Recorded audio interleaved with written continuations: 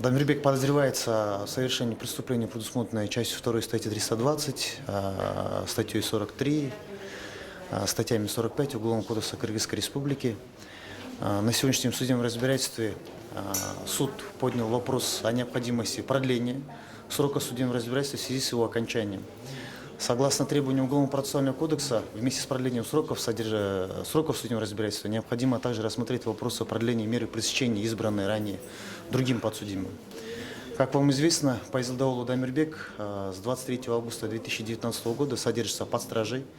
Ему эта мера пресечения не была изменена, в связи с чем со стороны защиты, с нашей стороны, было внесено ходатайство в суд об изменении меры пресечения на не связанные с заключением по страже.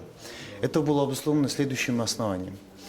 Первое, как мы ранее и говорили, при первичном избрании меры пресечения, о том, что заключение по страже непосредственно регламентируется статьей 116 Уголовного процессуального кодекса, в которой заложена императивная норма. Непосредственно указывается, что заключение по страже применяется лишь в отношении тех подозреваемых лиц и обвиняемых, которые за совершение преступления уголовным законом предусмотрено лишение свободы на срок свыше 5 лет. Однако предъявленное обвинение Пайзел Даулу Дамирбеку является менее тяжким преступлением, ему грозит до 5 лет, в связи с чем суд не может заключать его по страже по этим основаниям.